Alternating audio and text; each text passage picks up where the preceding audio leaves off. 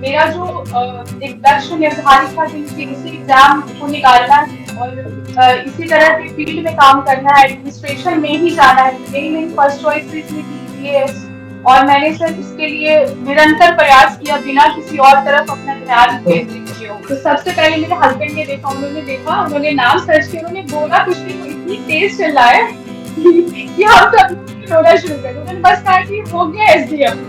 उसके बाद मुझे मुझे तो कुछ समझ नहीं आया क्या उत्तर है। ठीक है, अब ये एग्जाम का मेरा जर्नी लग रहा है यहाँ पे एंड हो गया।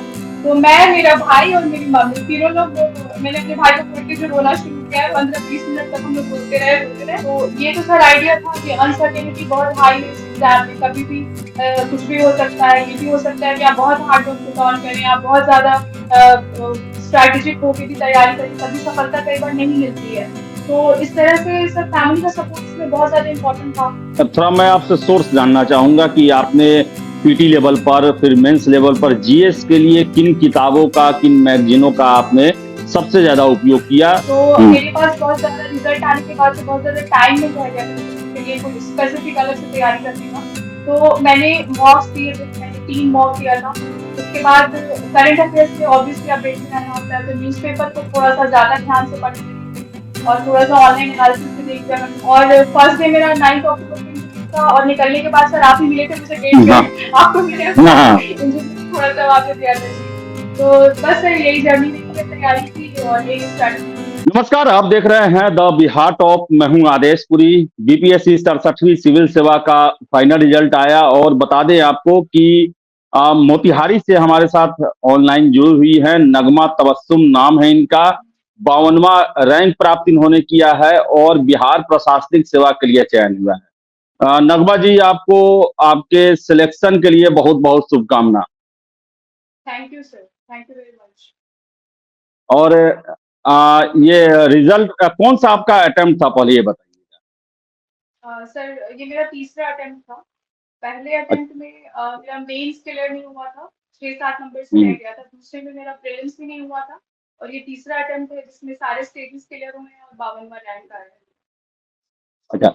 आप शादीशुदा हैं, दो बच्चे भी हैं, और इतना कुछ करने के बाद आप 52वां रैंक लाई, कैसे सब हुआ?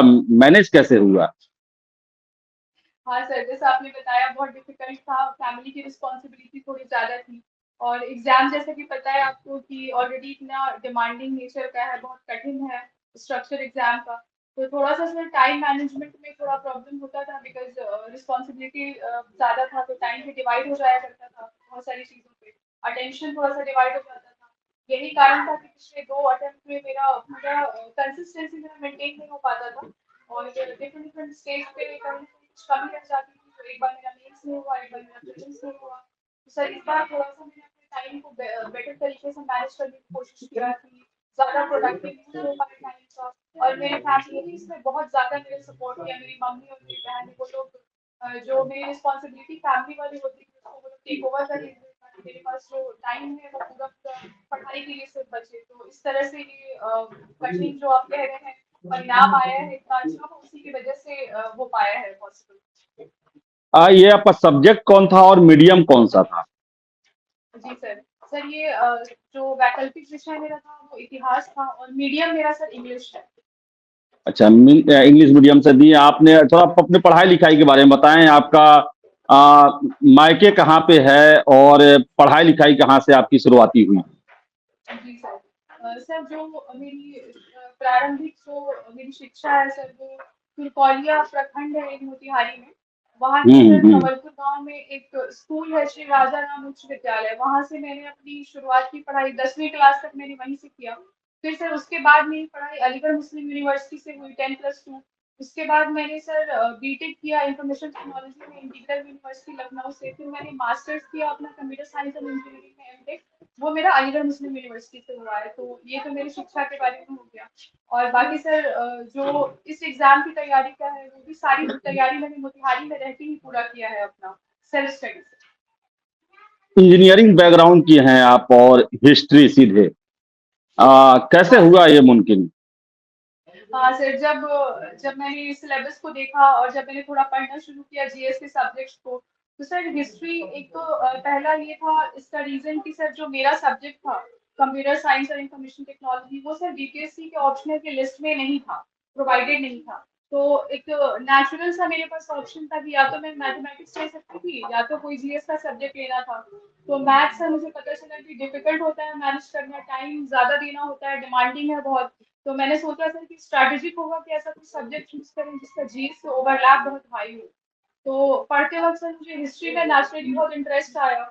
मुझे लगा कि ये बहुत बहुत इंट्रीगिंग है अपने पास्ट के बारे में जानना कि आज हम जिस सोसाइटी में रह रहे हैं वो कैसे डेवलप हुआ है, कैसे इवॉल्व हुआ है यहाँ तक पहुँचने के लिए। तो यही कारण था सर कि मैंने इतिहास को चुना। इससे पहले भी कोई परीक्षा दी थी बीपीएससी के अलावा भी? क्योंकि हाउसवाइफ होने के बाद लोग का सबसे ज्यादा हम मोतिहारी में देखते हैं कि शिक्षक बनने पर ज्यादा लोग का झुकाव होता है, तो क्या और भी परीक्षा में आप शामिल हुई थी? उसके बारे में जरा बताइएगा। सर ये बताने से पहले मैं एक और बात बताना चाहूंगी कि हम्म। सर जब मैंने अपना एमटेक कंप्लीट किया था तो उस टाइम मेरे पास चॉइस थी, ऑफर था कि मैं टीचिंग कर लूँ, टीचिंग ज्वाइन कर लूँ, एज ए लेक्चरर कर लूँ कहीं पे जॉब, या फिर असिस्टेंट प्रोफेसर फ्यूचर में बन सकते थे। बट मैंने वो जॉब छोड़ के सर ये तैयारी करना शुरू किया था। तो उसके बाद सर मेरे पास कोई चॉइस नहीं बनता था कि मैं टीचर एग्जाम दूँ या कुछ और कॉम्पिटिटिव एग्जाम के लिए तैयारी करूँ।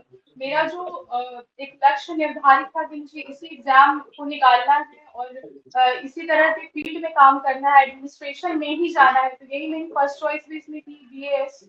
और मैंने सर इसके लिए निरंतर प्रयास किया बिना किसी और तरफ अपना ध्यान केंद्रित किए हुए। नगमा जी, आप जो पीटी पास की 67वीं, वो बीपीएससी के इतिहास का सबसे टफ और सबसे हाई स्कोरिंग पीटी था। कैसे किया तक तैयारी आपने उसको लेकर, और कितना कॉन्फिडेंस था कि 113 भी कट ऑफ जाएगा तो उसको हम पार कर लेंगे? सर आपने बिल्कुल सही बताया कि 67 का प्रीलिम्स थोड़ा ट्रिकी हो गया था। किसी ने भी एक्सपेक्ट नहीं किया था कि कट ऑफ इतना हाई चला जाएगा। तो सर एक ये भी था कि एक बार प्रीलिम्स होके कैंसिल हुआ था। तो ये था कि सर कॉन्टिन्यूअस मोड में सब लोग प्रीलिम्स वाले मोड में चल रहे थे। रेगुलर रिवीजन हो रहा था फैक्चुअल करंट अफेयर्स का और फैक्चुअल डेटा का। तो ये तो लग रहा था कि तैयारी काफी अच्छी हो गई है जब दूसरा वाला टर्म सितंबर में जब एग्जाम हुआ था तो। बट ये बिल्कुल एक्सपेक्टेड नहीं था कि कट ऑफ इतना हाई चला जाएगा। तो सर थोड़ा सा उसको मैंने स्ट्रेटेजाइज अच्छे से कर लिया था क्योंकि मुझे ये फील हो गया था इसके पहले वाले अटेम्प्ट में कि प्रीलिम्स मेरा वीकनेस है। मेंस में कम तैयारी से भी मुझे अच्छा रिटर्न मिल जाता था बट प्रीलिम्स में वो नहीं हो पा रहा था, कहीं ना कहीं कट ऑफ के आस-पास ही रहता था और मिस हो जा रहा था मेरा कट ऑफ और टेस्ट में भी वैसे मार्क्स आ रहे थे। तो सर मैंने मेंस की तैयारी को साइड करके प्रीलिम्स में मैंने बहुत ज़्यादा फोकस दे दिया था लास्ट के 2-3 मंथ्स में। और इसी वजह से मुझे लगता है टेस्ट सीरीज बहुत ज़्यादा अटेम्प्ट किया था, मॉक हर दूसरे-तीसरे दिन लगा लिया करते थे। तो उससे सर तैयारी काफ़ी अच्छी हो गई थी और जब पेपर मैंने दिया था तो मुझे पता चल गया था कि कट ऑफ 115 भी रहा था मेरा क्लियर हो जाएगा। अच्छा मैडम, मेरे ख्याल से आपने तैयारी आपने बताया है कि मोतिहारी से ही की है, तो कोचिंग तो आपने किया नहीं होगा। कैसे आपने अरेंज किया सारा मटेरियल? क्या ऑनलाइन भी पढ़ाई आपने किया, या ट्रेडिशनल जो पढ़ाई का एक स्ट्रक्चर है, किताब, मैगजीन, पेपर, ये सब पर किस पर ज्यादा फोकस रहा? कैसे आपने अरेंज किया मटेरियल सारा आपने? जी सर, बिल्कुल सही कहा आपने कि जब आप दूर रह के तैयारी कर रहे होते हैं, जो सेंटर माना जाता है कि सिविल सर्विसेज का, या तो दिल्ली आप जाते हैं या तो आप पटना में रहते हैं। तो मेरे पास सर वो अपॉर्च्युनिटी नहीं थी कि मैं वहाँ पे जाके पढ़ पाऊँ। तो थोड़ा-सा मुश्किल था सर, गाइडेंस अवेलेबल नहीं होता था जब चाहिए होता था। तो मैंने थोड़ा इसके स्ट्रैटेजी को डिज़ाइन करने में और जो सोर्सेज़ थे उसको सेलेक्ट करने में बहुत सारे जो टॉपर की वीडियोज़ यूट्यूब पे अवेलेबल होते हैं, वहाँ से मैंने बहुत ज़्यादा हेल्प लिया। और आप कह सकते हैं सर कि थोड़ा-सा मेरी जो तैयारी का तरीका था वो ट्रेडिशनल ज़्यादा था, बिकॉज़ वो स्टैंडर्ड जो बुक्स थे उस पे मैंने ज़्यादा रिलाई किया। और डेफ़िनेटली यूट्यूब का भी बहुत हेल्प रहा क्योंकि जो करंट अफेयर के एनालिसिस के वीडियोज़ आते हैं, टॉपर्स की वीडियोज़ होते हैं, बहुत सारे प्लेटफ़ॉर्म पे, वहाँ से मैंने बहुत हेल्प लिया। उसके बाद न्यूज़पेपर मैंने फ़ॉलो किया, द हिंदू पढ़ा करते थे हम रोज़। तो सर वहाँ से ये सारे तरीके से सर अरेंज करके और मोस्टली ये सारा काम मेरे पार्ट पे ही किया गया था और ऑफ कोर्स सर कुछ टीचर्स थे जिनके कॉन्टैक्ट में हम थे तो वहाँ से भी हेल्प मिला। अच्छा, आप वहां से मोतिहारी से तैयारी की, बिना अपने हस्बैंड के सहयोग के आप नहीं कर सकती हैं, ये हमको भी पता है। क्या करते हैं आपके पति, और कितना उनका सहयोग रहा? आपको तैयारी करने का मौका दिए, दो दो बच्चे थे, आप मोतिहारी में रहती थी, पूरा परिवार है वहां पर, कितना आपको वो समय दिए, कितना योगदान है आपकी इस सफलता में उनका? आपने सर खुद ही भी बताया कि उनके सहयोग के बिना तो पॉसिबल ही नहीं था डेफिनेटली। हम्म। सर उनका उनका बहुत बड़ा योगदान रहा है। जब सर मास्टर्स करने से पहले ही मेरी शादी हो गई थी। तो सर उस टाइम जब हमने ये डिसाइड किया था कि सिविल सेवा की परीक्षा में आना है, तो ये तो सर आइडिया था कि अनसर्टेनिटी बहुत हाई है इस एग्जाम में, कभी भी कुछ भी हो सकता है। ये भी हो सकता है कि आप बहुत हार्ड वर्क पुट ऑन करें, आप बहुत ज्यादा स्ट्रैटेजिक होके भी तैयारी करें, तभी सफलता कई बार नहीं मिलती है। तो इस तरह से सर फैमिली का सपोर्ट इसमें बहुत ज़्यादा इम्पोर्टेंट था। तो सर ये हम लोगों के पार्ट पे कंसेंसस के बेसिस पे डिसीजन लिया गया था कि आप तैयारी करो, आप आगे बढ़ो, फाइनेंशियली, इमोशनली और जो भी सपोर्ट होगा हम करने को तैयार हैं। तो अगर इन लोगों ने, और स्पेशली सर उस केस में जब मेरे 2 बच्चे भी हैं, तो अगर हस्बैंड का और फैमिली का सपोर्ट नहीं होता तो मेरे लिए नियर टू इम्पॉसिबल था कर पाना। तो सर ये लोग, सबसे बड़ा योगदान ये था कि ये लोग मेरी सारी रिस्पॉन्सिबिलिटी को टेक ओवर कर लेते थे और मुझे कहते थे कि आप इन सब से मतलब नहीं रखो, आप बस पढ़ाई करो जो आप कर रहे हो। तो सर इस वजह से मैंने हम्म। लाइब्रेरी ज्वाइन कर लिया था। मेरा 6 टू 7 आवर्स डेडिकेटली सिर्फ पढ़ाई में जाता था। उसके बाद ही मुझे पता चलता था कि आज घर पे क्या हो रहा है, और कोई बीमार है अगर, या कुछ भी हो रहा है। और जब मैं लाइब्रेरी में हूँ तो I used to be completely cut off, मुझे कुछ नहीं पता होता था घर पे क्या चल रहा है। तो इस वजह से सर ये पॉसिबल हो पाया। अच्छा, मेंस की बात करेंगे और मेंस में भी मेरा यही प्रश्न होगा कि मोतिहारी में थी आप, आंसर प्रैक्टिस करती होंगी।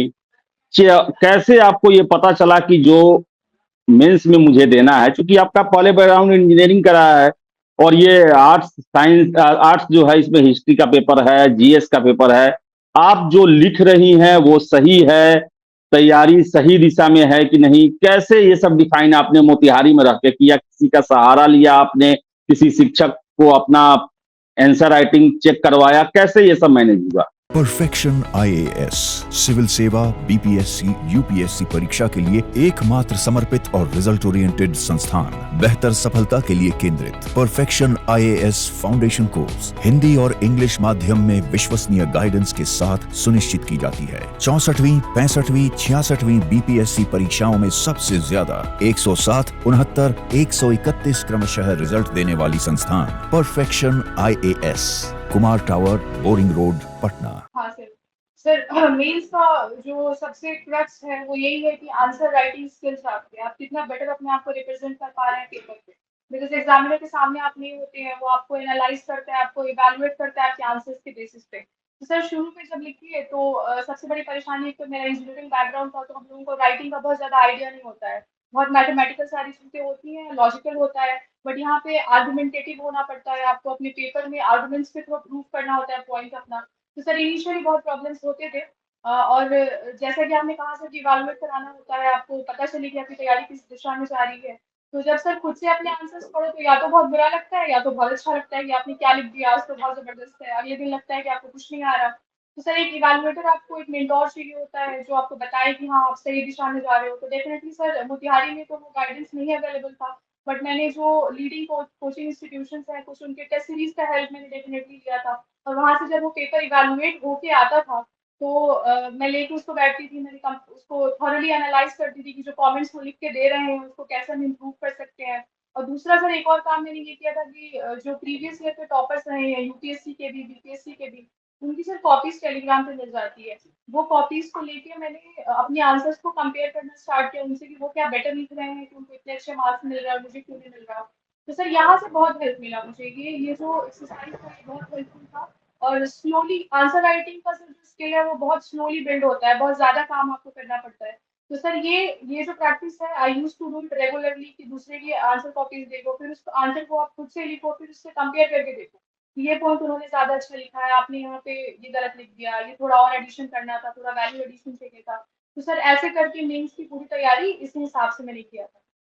अब थोड़ा मैं आपसे सोर्स जानना चाहूंगा कि आपने पीटी लेवल पर, फिर मेंस लेवल पर जीएस के लिए किन किताबों का, किन मैगजीनों का आपने सबसे ज्यादा उपयोग किया, ताकि और भी लोग जान सके, उसके बारे में जरा आप बताती जरा। सर पहले प्रीलिम्स की बात करते हैं। सर प्रीलिम्स में क्योंकि बीपीएससी में सर जो प्रीलिम्स का अगर आप सिलेबस देखेंगे तो जो मेजर मेजर पोर्शन है, सबसे पहले तो मैं कहूंगी हिस्ट्री का जो पोर्शन आता है, फिर साइंस एंड टेक्नोलॉजी का है, फिर जनरल साइंस का, फिर उसके बाद करंट अफेयर्स का है, बिहार स्पेशल है, और इकोनॉमी, ज्योग्राफी और पॉलिटी इसी ऑर्डर में आता है। और मैथ्स भी है जो 10 क्वेश्चन पूछे जाते हैं। तो सर मैंने उस हिसाब से जो मैंने प्रीवियस ईयर क्वेश्चन को एनालाइज किया तो मुझे पता चला कि sir history, general science, current affair और बिहार स्पेशल, ये मैं कहूँगी 4 पिलर्स हैं प्रीलिम्स को क्रैक करने के लिए। तो सर हिस्ट्री में थोड़ा सा बैकग्राउंड बन गया था जब मैंने मेंस का सिलेबस कंप्लीट किया था, क्योंकि मेरा हिस्ट्री ऑप्शनल भी रहा था, तो काफी तैयारी वहां से हो गई थी। और सर मैं एक और चीज बताऊंगी कि यूपीएससी के लिए भी मैंने थोड़ा सा तैयारी किया था, तो उस हिसाब से सर जो एनसीईआरटी थी बेसिक वो मैंने पहले ही उसको कंप्लीट कर लिया था, तो वो बहुत हेल्पफुल रहा, क्योंकि प्रीलिम्स में आपका फाउंडेशन बहुत स्ट्रांग होना चाहिए, और स्पेशली जिस तरह क्वेश्चंस आजकल आ रहे हैं। तो सर मैंने हिस्ट्री को मैंने एक पिलर अपना मान लिया। दूसरा सर जो जनरल साइंस का था वो मैंने लूसेंट से कंप्लीट किया था, बिकॉज सर वो 10th के बाद तो पढ़ के छोड़ दिया था, उसको बहुत ज्यादा देखा नहीं था, तो वहां से लूसेंट से मैंने उसको कंप्लीट किया। उसके बाद करंट अफेयर के लिए सोर्सेस थोड़े डाइवर्स हो गए थे, यूट्यूब के videos I used to refer. फिर द हिंदू में रोज पढ़ती थी तो थोड़ा बहुत फैक्चुअल चीजें वहां से ले लेते थे। उसके बाद सर दूसरा जो बिहार स्पेशल वाला था वो मैंने क्राउन्स पब्लिकेशन की एक बुक आती है इंग्लिश मीडियम में, बिहार स्पेशल, वो मैंने वहां से कंप्लीट किया था। और पॉलिटी और इकोनॉमी और ज्योग्राफी ये वाला सेक्शन थोड़ा बहुत फिर एनसीईआरटी और लक्ष्मीकांत की बुक जो पॉलिटी, क्योंकि आप जीएस 2 में भी पढ़ते हैं मेंस के सिलेबस में, तो वो थोड़ा वहां से आपका कंप्लीट हो जाता है। और दूसरा जो सबसे इम्पोर्टेंट स्ट्रैटेजी का पार्ट था प्रीलिम्स का वो था कि आप मॉक टेस्ट कितना अटेम्प्ट कर रहे हैं और किस माइंडसेट के साथ अटेम्प्ट कर रहे हैं। मैं ये नहीं कहूंगी कि रोज एक मॉक देते रहिए आप, बिकॉज वो बहुत ज्यादा हेल्पफुल नहीं होता है एक पॉइंट ऑफ टाइम के बाद। तो सर मॉक्स देते थे, फिर उसको बैठ के देखते थे कि क्वेश्चंस गलत हो रहे हैं तो क्यों हो रहे हैं, अगर सही हुए हैं कुछ क्वेश्चंस जो मैंने तुक्का मारा होता था उसमें, उसको भी आई यूज टू एनालाइज की नॉलेज गैप है तो थोड़ा सा उसको फिल कर लो, टेस्ट सीरीज ऑनलाइन कुछ देख लो, कुछ जो मार्केट में अवेलेबल होते थे, जो भी यहाँ पे मोतिहारी में मिल पाता था, तो सर उस हिसाब से करके। और प्रीलिम्स की तैयारी बेसिकली ये था कि रिवीजन फ्रिक्वेंटली करते रहिए, थोड़े बहुत शॉर्ट नोट्स बना लीजिए। प्रीवियस ईयर से घटना चक्र की एक बुक आती है सर जो बीपीएससी के प्रीवियस ईयर और भी पीसीएस के क्वेश्चंस होते हैं, वहां से सर टॉपिक वाइज जब मेरा सिलेबस हो गया था पूरा, जो बुक्स मैंने पढ़ लिया था, तो I use to refer that book, और वहां से जो रिवीजन नोट्स उनके होते थे, और जो मैंने ये भी देखा यूपी पीसीएस में किस तरह क्वेश्चंस पूछे जा रहे हैं और पीसीएस में, तो वहां से सर करके शॉर्ट नोट्स टाइप मेरा बन गया था। और लास्ट की 15-20 डेज में मैंने उसको मुझे लगता है 20-25 बार उसको रिवाइज कर लिया मल्टीपल हम्म। टाइम्स, जब भी मॉक दे रहे हो या जब भी कुछ ऐसा लग रहा है कि भूल रहे हैं तो उसको बार बार पढ़ लिया करते थे, तो सर ऐसे करके प्रीलिम्स पूरा हो गया। उसके बाद मेंस आया, मेंस में तो सर इस बार बहुत कम टाइम मिला था, 3 मंथ्स का टाइम था सर। उसमें मैंने मेरा पूरा पूरा फोकस मेरे ऑप्शनल पे था, और उसके बाद जीएस 1 में हिस्ट्री का पोर्शन भी वहीं से मेरा कवर हो रहा था मेरे ऑप्शन के थ्रू। आर्ट एंड कल्चर के लिए थोड़ा सा अलग से सोर्सेज रेफर किए थे, और बाकी स्टैटिस्टिक का बहुत इंपॉर्टेंट रोल है, उसको आप प्रैक्टिस करते रहिए। और जीएस 2 के लिए सर पॉलिटी का जो सेक्शन था उसके लिए मैंने लक्ष्मीकांत की बुक रेफर किया, और थोड़ा बहुत विजन के जो वैल्यू एडिशन नोट्स आते हैं वो मैंने देखा, क्योंकि जो क्वेश्चंस आते हैं वो बहुत ही डायनेमिक नेचर के अब हो गए हैं, आपको करंट अफेयर बहुत ज्यादा चाहिए उसको लिखने के लिए, तो न्यूज़पेपर से सप्लीमेंट किया। विजन आईएएस का जो वैल्यू एडिशन मटेरियल था वहां से मैंने देखा। फिर उसके बाद जो बिहार स्पेशल वाला पोर्शन होता है, इकोनॉमी और ज्योग्राफी का सेक्शन 2 में जो आता है जीएस 2 के, उसके लिए मैंने इकोनॉमिक सर्वे जो बिहार गवर्नमेंट का आता है और जो यूनियन गवर्नमेंट का आता है, वो दोनों को बहुत एक्सटेंसिवली मैंने रेफर किया था, मैंने अपने नोट्स उसको बना लिए थे। और जब भी मैं आंसर राइटिंग करती थी तो मुझे ये ध्यान में रख के मैं करती थी कि जो भी पॉइंट्स मैंने इकोनॉमिक सर्वे में गवर्नमेंट का कोई भी डेटा है, कोई भी सोर्स है, तो I use to refer it deliberately कि मैं उस पर डाल दूं वहाँ पे कि इकोनॉमिक सर्वे में ये लिखा हुआ है, गवर्नमेंट ने ये कहा, नीति आयोग का कोई रिपोर्ट आया है तो वो क्या कह रही है, इस तरह से। फिर सर साइंस एंड टेक का जो पोर्शन था वो मैंने विजन आईएएस का मेंस 365 का जो मटेरियल आता है वहां से मैंने पूरा रेफर किया, तो वो वहां से कंप्लीट हो गया था। थोड़े बहुत अपने एग्जाम्पल्स मैंने कलेक्ट कर लिए थे न्यूज़पेपर के थ्रू। और बाकी सर हिस्ट्री का जो मेरा था ऑप्शनल, वो सारे स्टैंडर्ड सोर्सेज से मैंने नोट्स किया था, और टेस्ट सीरीज मैंने एक लिया था कि आंसर राइटिंग का प्रैक्टिस मेरा थोड़ा ज्यादा हो जाए। और नगमा जी अब इंटरव्यू पे आते हैं। इंटरव्यू मेंस आप निकाल ली, इंटरव्यू के लिए मॉक टेस्ट आपने कैसे किया, उसको लेकर आपने कैसे तैयारी की, इंटरव्यू किस दिन था आपका, कैसा रहा था इंटरव्यू? ये सर इंटरव्यू के लिए सब लोग कहते हैं कि कुछ तैयारी उसकी नहीं होती है, बट मुझे लगता है कि नॉलेज भी डेफिनेटली बहुत इंपॉर्टेंट पार्ट है आपकी पर्सनालिटी का, क्योंकि अगर आपके पास नॉलेज नहीं होगा तो आप क्वेश्चन को अच्छे से आंसर कैसे कर पाएंगे। तो सर मेरा फर्स्ट डे इंटरव्यू था, 9 अक्टूबर को अच्छा। मेरा इंटरव्यू था, फर्स्ट शिफ्ट में था। तो हम्म। मेरे पास बहुत ज्यादा रिजल्ट आने के बाद से बहुत ज्यादा टाइम नहीं रह गया था इंटरव्यू के लिए कोई स्पेसिफिक अलग से तैयारी करने का। तो मैंने मॉक्स दिए थे, मैंने 3 मॉक दिया था। उसके बाद करंट अफेयर से ऑब्वियसली अपडेटेड रहना होता है, तो न्यूज़पेपर को थोड़ा सा ज्यादा ध्यान से पढ़ने लगे थे, और थोड़ा सा ऑनलाइन एनालिसिस भी देख लिया करते थे, कुछ ऐसा है जो न्यूज़ में चल रहा है, मुझे पता नहीं है, क्योंकि उसके बाद मेंस के बाद पढ़ाई थोड़ा-सा कंटिन्यू नहीं था, तो उसके अपडेशन के लिए मैंने वो सब कर लिया था, कि जो पिछला मेरा बैकलॉग रह गया करंट अफेयर का वो मुझे पता चल जाए।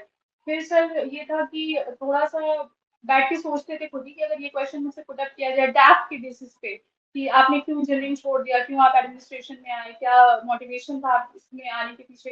तो I used to answer it कि ठीक है। और सर एक मेरे मेंटोर थे टेलीग्राम पे, उनका एक प्लेटफॉर्म है एजुकेट भारत करके, तो उनसे बहुत हेल्प मिला था इंटरव्यू में मुझे। पूरा डेप्थ एनालिसिस मैंने उनके साथ किया था, अपना डिस्कशन पूरा उनके साथ कंटिन्यू किया था फोन पे कि अगर वो ये पूछते हैं तो ये आंसर करना कितना अच्छा होगा। और आई यूज्ड टू आंसर, और फिर मैं उनसे बाद में पूछती कि सर ये सही था या नहीं और कितना इसमें वैल्यूएशन चाहिए सौरभ सर पे। तो सर ऐसे करके मॉक में जो भी मुझे टाइम मिला, मुझे लगता है 10 to 15 डेज का टाइम था मेरे पास, तो उस तरह से करके मैंने उसको यूज कर लिया था। और फर्स्ट डे मेरा 9 अक्टूबर को इंटरव्यू था, और निकलने के बाद सर आप ही मिले थे मुझे गेट पे। हाँ आपको मैंने हाँ अपना हाँ। इंटरव्यू भी थोड़ा सा वहाँ पे दिया था जी। तो बस सर यही जर्नी रही है, तैयारी की और यही स्ट्रैटेजी थी। इंटरव्यू में क्या क्या और क्वेश्चन पूछा गया आपसे? क्या सारा जो आप पहले से सोच के गई थी उसी से रिलेटेड क्वेश्चन था या कुछ अलग भी था? हाँ सर, तो मैंने बताया सर जैसे जो मेरे मेंटोर थे उनसे डैप के हम लोगों ने काफ़ी एक्सटेंसिव अपना एनालिसिस किया था, क्योंकि मेरा एक इंजीनियरिंग में काफ़ी अच्छा बैकग्राउंड था कि मैंने मास्टर्स भी किया हुआ है, उसमें एमटेक किया है। तो थोड़ा-सा साइंस एंड टेक्नोलॉजी का ओरिएंटेशन थोड़ा मेरा डैप था, बिकॉज़ ये है कि जैसे चंपारण का ये था कि आप वहाँ से आ रहे हो, कभी उन्होंने ऑल्दो उनके पास इन्फॉर्मेशन होता नहीं है पर्सनल कोई, बट अगर कभी पूछ लिया कि आपका डिस्ट्रिक्ट क्या है, तो चंपारण का हिस्टोरिकल सिग्निफिकेंस। तो उस तरह से करके, और फिर विमेन एम्पावरमेंट पे, क्योंकि विमेन वाला जो रिजर्वेशन बिल था वो बहुत ज्यादा न्यूज में था, और बिहार गवर्नमेंट ने ऑलरेडी रिजर्वेशन दिया हुआ है। तो इस तरह से करके कुछ प्रोबेबल क्वेश्चंस के लिस्ट है जो हमने तैयार कर लिया था जिससे पूछा जा सकता है। और सर कहूंगी कि लकीली क्वेश्चंस वहीं से पूछे गए थे, कुछ ऐसा एक दो फैक्चुअल चीजें छोड़ के, जैसे उन्होंने पूछ लिया था कि विमेन के इशू को लेके कि अभी कोई दो बहुत ही रिसेंट डेवलपमेंट हुआ है, एक बॉलीवुड में और एक पार्लियामेंट में, आप बताइए विमेन से रिलेटेड क्या है। तो पार्लियामेंट वाला तो बहुत ही ऑब्वियस था गेस करना कि विमेन रिजर्वेशन बिल आया है, बट बॉलीवुड वाला मुझे नहीं पता था बिकॉज उस फील्ड में मेरा नॉलेज थोड़ा कम है। तो फिर उन्होंने खुद ही बता दिया था कि दादा साहब फाल्के मिला है वहीदा रहमान को। तो वो मैंने कहा sir sorry I am not able to recall. बाकी क्वेश्चन सर बहुत ही एनालिटिकल नेचर के थे, बहुत ही जनरल इशू पे, ऐसा लगा था कि कॉन्वर्सेशन चल रहा है, बातचीत कर रहे हैं वो, तो कि आप अगर एडमिनिस्ट्रेशन में जाते हैं तो विमेन के लिए क्या करना चाहेंगी, प्रायोरिटी एरियाज क्या हैं आपके, और मोटिवेशन क्या था आपका आपका इसके पीछे, आप क्यों आए, क्यों छोड़ दिया वहाँ पे, आपके पास जॉब की अपॉर्चुनिटी ज्यादा अच्छी थी। फिर उन्होंने दो तीन ट्रिकी क्वेश्चन भी पूछे, तो उन्होंने कहा कि हम लोग को ऐसे लोग नहीं चाहिए जो जॉब सीकर्स हैं, हमें ऐसे लोग चाहिए जो एम्प्लॉयमेंट क्रिएट करते हैं, और आपको हम क्यों जॉब दें, क्यों हम सर्विसेज में लें आपको। तो उस तरह से सर थोड़ा सा वहाँ पे ये भी था कि प्रेजेंस ऑफ माइंड बहुत इंपॉर्टेंट है, कैसे टैकल करें। तो मैंने यही जवाब दिया था कि सर डेफिनेटली टेक्नोलॉजी भी बहुत वाइडली, उन्होंने कहा कि टेक्नोलॉजी को आप जैसे एआई के बारे में बात हुई, उन्होंने कहा कि हम तो एडमिनिस्ट्रेशन में उसको इम्प्लीमेंट कर लेंगे, आपकी क्या जरूरत है हमें। तो मैंने कहा सर टेक्नोलॉजी से आप एफिशिएंसी तो डेफिनेटली ला सकते हैं, बट जहाँ पे कंपैशन और एम्पैथी की बात होगी तो बिना ह्यूमन इंटरफेरेंस तो पॉसिबल नहीं है। तो इस तरह से थोड़ा सा वो हो गया था।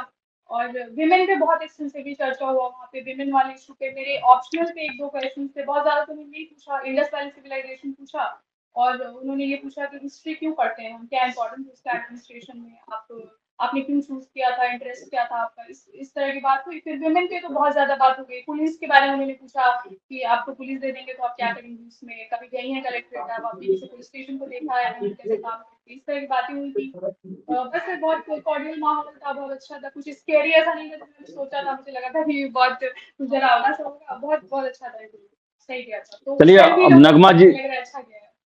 अच्छा नगमा जी अब आते हैं 28 अक्टूबर पे। जी रिजल्ट आया, किसने रिजल्ट देखा और कितना उम्मीद था? आप दो बार फेलियोर थी, इस बार कितना उम्मीद था, और उम्मीद इतना था क्या कि आप इतना अच्छा रैंक लाएंगी और जो सबसे प्रीमियर सेवा होता है बिहार प्रशासनिक सेवा वो आपको मिल जाएगा? इसको लेकर उस समय का बताइए जरा, 3 बजे 28 तारीख को जो रिजल्ट आया उस समय का घटना। हाँ सर, तो मेंस सर लिखा था जब मैंने, तो मुझे थोड़ा लगा था कि हाँ अच्छा जा रहा है, अच्छा गया है। ऑप्शन मुझे लगा था, लोगों ने मुझे बताया था कि दो बेसिस पे आप जज करिए अपने मेंस को, एक आपका स्टैट्स का पोर्शन अच्छा हुआ है, दूसरा आपका ऑप्शनल अच्छा गया है। तो मेरा ये दोनों ही ठीक गया था, तो थोड़ी उम्मीद लग रही थी कि इस बार लग रहा है कुछ अच्छा होगा। फिर सर इंटरव्यू हुआ, तो उसके बाद आप ही के चैनल पे मैंने देखा कि 20 को आने वाला है, तो थोड़ी धड़कनें तेज हो गई थी उस दिन, बट आया नहीं उस दिन। तो फिर फाइनली फास्ट फॉरवर्ड आते ही जिस दिन रिजल्ट डिक्लेयर हुआ, उस दिन क्या हुआ कि फिर आप ही के चैनल पे I used to refer it very frequently. आपका चैनल मैंने बहुत देखा है, जब भी एग्जाम हमारा पोस्टपोन हो जाता था 67 का जो प्रीलिम्स था, तो मुझे लगता था कि थोड़ा ऑथेंटिक न्यूज आपके चैनल पे आता है, तो I used to refer it. तो उसके बाद मैंने देखा आपका, फिर अतुल सर का ट्वीट भी मैंने देखा, तो अब लग गया कि मुझे भी अब लग रहा है कि फाइनल वो मोमेंट आ गया है जब रिजल्ट आने वाला है। थोड़ी उम्मीद तो थी सर, बट डर बहुत लग रहा था कुछ भी हो सकता है कभी भी, because जैसे आपने बताया कि पिछले 2 अटेम्प्ट में मुझे सफलता नहीं मिली थी। तो हम लोग वेट कर रहे थे, सब लोग साथ में बैठे हुए थे। मेरा भाई था, मेरे हस्बैंड थे, मेरी मम्मी थी, पापा थे, सब लोग थे। तो हम लोगों ने थोड़ा सा डिस्ट्रैक्शन के लिए हम लोग कुछ और करते हैं, मैच भी आ रहा था उस दिन, क्रिकेट देख रहे थे। तो हम लोग बैठ के वेट कर रहे थे, बट ये था कि ठीक है अभी अवॉइड करो, फोन थोड़ा साइड करो, कुछ और बात करते हैं। और जब पीडीएफ आया, तो सबसे पहले मेरे हस्बैंड ने देखा, उन्होंने नाम सर्च किया, उन्होंने बोला कुछ नहीं, वो इतनी तेज चिल्ला है कि हम सब लोगों ने रोना शुरू कर दिया। उन्होंने बस कहा कि हो गया एसडीएम। उसके बाद मुझे मुझे तो कुछ समझ नहीं आया क्या, मुझे लगा कि ठीक है अब ये एग्जाम का मेरा जर्नी लग रहा है यहाँ पे एंड हो गया। तो मैं, मेरा भाई और मेरी मम्मी तीनों लोग, मैंने अपने भाई को पकड़ के जो रोना शुरू किया है, 15-20 मिनट तक हम लोग रोते रहे। फिर उसके बाद लोगों का फोन कॉल आना स्टार्ट हो गया, लोग पूछने लगे रिजल्ट आया, क्या हुआ। जिन लोगों को पता था नाम और रोल नंबर, तो उन लोगों ने देख के बताया। तो सर उस टाइम तो फील नहीं हुआ क्या हो गया, ये बस ये लगा मुझे कि अब ये एग्जाम का जो मेरा साइकिल चल रहा था कंटिन्यूअसली, प्रीलिम्स मेंस, ये अब एंड हो गया, क्योंकि मैंने 68 का मेंस में लिखा था। तो ये हुआ। तो उसके बाद सर थोड़े टाइम के बाद सर मुझे रियलाइज हुआ कि अच्छा अब लग रहा है कि जो मुझे चाहिए था वो मुझे मिल गया है। तो सर बहुत खुशी हुई। और 3 दिन से कंटिन्यूअसली लोग आ रहे हैं बधाई देने, मिठाइयाँ खा के थक गए हैं हम। तो बस यही चल रहा है, बहुत अच्छी फीलिंग आ रही है सर। चलिए, अंतिम प्रश्न, जो छात्र तैयारी कर रहे हैं या आपके साथ ही बहुत लोग होंगे जिनका फाइनल नहीं हो पाया, उनको आप क्या मैसेज देना चाहेंगे? हाँ सर, बहुत सर हार्ट ब्रेकिंग होता है, बिकॉज मैंने भी ये जो फीलिंग है वो मैंने 2 बार फेस किया है कि आप एग्जाम इतने होप के साथ लिखते हैं और आपका थोड़े से मार्क्स से रह जाता है, या फिर ज्यादा भी मार्क्स से रह जाए, तो होपफुल तो हर कोई होता है कि आपका लिस्ट में फाइनली नाम आ जाए। तो सर मैं यही कहूँगी कि जब मेरे साथ भी लास्ट 2 बार ऐसा हुआ, तो फर्स्ट वाले टाइम पे मैं बहुत ज्यादा हताश हो गई थी, मुझे लगा कि मेंस तक आके छट जाना, किसी भी स्टेज पे छट जाना बहुत ज्यादा पेनफुल होता है वो। तो मैं कहूँगी थोड़ा सा टाइम ले लीजिए, 5-10 दिन 15 दिन, जितना भी ब्रेक चाहिए आपको, आप ब्रेक लीजिए, अपने दोस्तों से बात करिए, अपने परिवार के साथ बैठिए, थोड़ा कुछ और बातें करिए, अपने माइंड को डाइवर्ट करिए। फिर वापस आइए और आप सोचिएगा कि आपने ये जर्नी शुरू ही क्यों किया था, अपने भाई को ढूंढिए, अपने रीजन को। तो आपको एक मोटिवेशन अपने आप आपके अंदर आएगा कि नहीं, मेरी जर्नी यही खत्म नहीं होगी, अभी और भी कुछ रह गया है जो मैंने पूरा नहीं किया है। और थोड़ा आप ना हेल्प लीजिए किसी की, आप अपने स्ट्रैटेजी को रीइवैल्यूएट करिए, उसमें देखिए कि क्या कमियां रह गई थी कि आपका एग्जाम रह गया। कई बार हम लोग इमोशनल होकर ना बीपीएससी को ब्लेम करने लग जाते हैं, सिचुएशन को ब्लेम करते हैं कि पेपर ही ऐसा आ गया था इसलिए ऐसा हुआ। बट नहीं, वो कहीं ना कहीं आपकी स्ट्रैटेजी में फॉल्ट होता है, इसलिए आपका रह जाता है कुछ मार्क्स से, और जो लोग निकाल रहे हैं वो कुछ तो सही कर रहे हैं, इसलिए उनका हो रहा है। तो आप कुछ टॉपर्स की वीडियोस देखिए, अपने अपने किसी मेंटोर को देखिए, कोई टीचर आपका ऐसा है जो आपको बहुत अच्छे से समझ पा रहा है आपके स्ट्रेंथ और वीकनेस को, उनसे बात करिए, थोड़ा स्ट्रैटेजी को चेंज करने की कोशिश करिए। और मुझे लगता है और भी ज्यादा मेहनत से आप शुरू करिए, बिल्कुल come back with the bank, और अगली बार आप अच्छे रैंक के साथ क्रैक करिए एग्जाम। नगमा जी, कुछ काम जैसे कि आप तब तैयारी करती होंगी, जब सिविल सेवा में आने का आपका सपना होगा, तो कुछ ऐसा काम आपके दिमाग में होगा जो लगता होगा कि हम अगर सेलेक्ट हो जाएंगे तो इसे तो अपने जहां पोस्टिंग में रहेगा उसे करेंगे ही करेंगे। कुछ काम जो हो, जो आप टारगेट, जो आपने फिक्स किया हो, गोल फिक्स किया हो कि सर्विस के बाद आके करेंगे, वो जरा बताती 2-3। जी सर, बिल्कुल। अब जैसे मैंने बताया कि जब भी आप इतने बड़े एग्जाम की तैयारी शुरू करें, स्पेशली सिविल सर्विसेज में, तो आपका मोटिवेशन, आपका रीजन बहुत स्ट्रांग होना चाहिए उसके पीछे कि आप क्यों आना चाहते हैं यहाँ पे। तो सर जब मैंने पढ़ाई शुरू की तो इतना तो आइडिया नहीं था कि सोसाइटी में इतने इश्यूज होते हैं और क्या चल रहा है, थोड़ा बहुत पता था जो सराउंडिंग में अपने होता है। जब मैंने ये जीएस का सिलेबस पढ़ा, जो बुक्स मैंने रेफर किया, जो थोड़ा समझा करंट अफेयर की पूरी दुनिया में क्या चल रहा है, तो और बिहार स्पेसिफिक जो चीजें थी कि क्या प्रॉब्लम्स बिहार में हैं, तो पढ़ते वक्त सर चीजें दिमाग में आती थी कि अगर मैं सेलेक्ट हो जाऊँ, अगर मैं सर्विस में जाऊँ, तो मुझे ये एरियाज है जहाँ पे काम करना है। तो मुझे लगता है सर कि विमेन का issue, because of national reason की मैं भी विमेन हूँ, मैंने भी चैलेंजेस अपनी लाइफ में फेस किया है। तो सर एक मैरिड विमेन क्या इश्यूज फेस करती है जब उसको अपना करियर कंटिन्यू करना होता है किसी भी फील्ड में, और स्पेशली जब आप मदर होते हैं तो आपके साथ डिफरेंट काइंड ऑफ इश्यूज है, डिफरेंट चैलेंजेस है, सोसाइटी अलग एक्सपेक्टेशन रख रही है आपसे, आपके करियर का चॉइस डिफरेंट है। तो ये सारे इश्यूज सर, तो मैं चाहूंगी कि वुमेन से रिलेटेड जो चैलेंजेस हैं उसके लिए मैं अगर कुछ कंट्रीब्यूट कर पाऊँ। फिर सर चिल्ड्रन का जो इशू है, जैसे हेल्थ है, माल न्यूट्रिशन का इशू है, इस पे मैं काम करना चाहूंगी। और सर जनरली जो, बिकॉज आप एडमिनिस्ट्रेशन में आ रहे हैं तो ऑब्वियसली आप वल्नरेबल सेक्शन के लिए भी काम करेंगे, आप जो जनता है सब हर सेक्शन के लोग के वेलफेयर के लिए काम करना चाहेंगे। तो मैं चाहूंगी कि मैं जितना ज्यादा कंट्रीब्यूट कर पाऊँ अपने माध्यम से, अपने प्लेटफॉर्म से, वो मैं करना चाहूंगी फ्यूचर में। चलिए, बहुत बहुत धन्यवाद नगमा जी, आप हमसे जुड़ी और आपने अपना सारा शेयर किया, कैसे आपने तैयारी शुरू की, कैसे हर एक फेज को आपने पार किया, और क्या आपका सपना है। और हम काफी आपको शुभकामना देते हैं आपके आने वाले कैरियर के लिए। उज्जवल हो आपका आने वाला कैरियर। बहुत बहुत धन्यवाद नगमा जी, आप हमसे जुड़ी। Thank you sir. सर आपके चैनल को भी मैं बधाई देना चाहूंगी कि आप लोगों की बहुत मेहनत करते हैं आप लोग, और आप लोगों की इन्फॉर्मेशन जहाँ से भी होता है निकाल के लेके आते हैं हम बच्चों के लिए। तो इससे सर बहुत मुझे भी मेरी जर्नी में बहुत हेल्प मिला है, और मैं चाहूंगी कि आप लोग इस एफर्ट को कंटिन्यू करें फ्यूचर में भी, ऐसी ऑथेंटिक इन्फॉर्मेशन ला के बच्चों को दे, ताकि हमारा काम आसान हो। बिकॉज सर पढ़ाई का एक टेंशन तो होता ही है, ऊपर से कुछ न्यूज में र्यूमर आ रहा होता है, उसका भी बहुत स्ट्रेस हो जाता है। तो आप भी अपना काम ऐसी लगन से करते रहे। Thank you sir. Thank you. चलिए चलिए, धन्यवाद। और नगमा जी जुड़ी हुई थी, मोतिहारी की ही हैं, आपको बता दें कि मेरे ही शहर की हैं। बहुत हमको खुशी हुई कि इनका इंटरव्यू, जिस दिन इंटरव्यू देके निकली उस समय भी मैंने इनका बाइट किया था, और इनका अंततः सिलेक्शन भी हुआ। तो बहुत बहुत इनको धन्यवाद। और आपको कैसा लगा ये कन्वर्सेशन? और उम्मीद करते हैं कि या इनके द्वारा दिए गए टिप्स को जो भी तैयारी करते हैं छात्र जरूर ध्यान देंगे और उन्हें सफलता जरूर मिलेगी। तो फिलहाल इस वीडियो में इतना ही। वीडियो पसंद आया लाइक शेयर करें, हमारे चैनल द बिहार टॉप को सब्सक्राइब जरूर कर ले। धन्यवाद।